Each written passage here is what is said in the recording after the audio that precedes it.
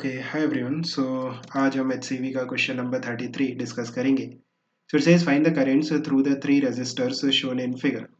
सो देखो, ये जो सर्किट है इसका डायग्राम आपको क्वेश्चन में गिवन है और ये जो तीन रेजिस्टेंस है इस सर्किट में, उनसे हमें करंट फाइंड आउट करना है। सो अगर आप इस सर्किट को ध्यान से देखोगे देन ये जो 4 ओम रेजिस्टेंस है इसके पैरेलल में इस तरह से एक प्लेन वायर कनेक्टेड है। इट मीन्स ये जो 4 ओम का रेजिस्टेंस है ना, ये शॉर्ट सर्किट हो गया है।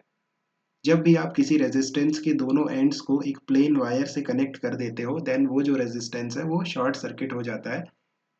इट मीन्स उस रेजिस्टेंस से कोई भी करंट पास नहीं होगा। So what will be the current in this 4 ohm resistance? It will be 0।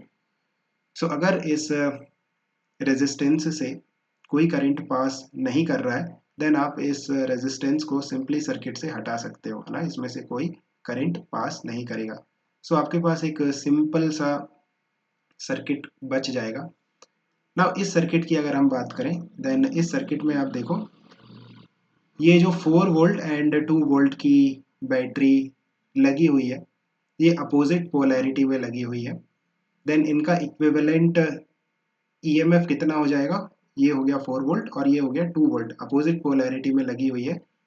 तो सब्ट्रैक्ट कर दो, है ना। 4 वोल्ट माइनस 2 वोल्ट कितना हो गया? 2 volt. So what is the equivalent EMF?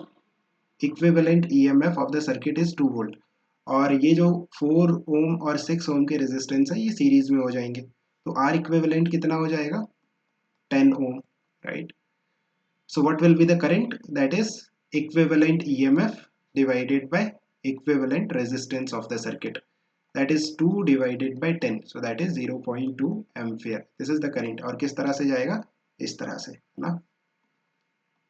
2 ampere का 0.2 एम्पियर का करंट फ्लो करेगा इस सर्किट में। Hope you have understood. Keep working hard. Best of luck. Bye.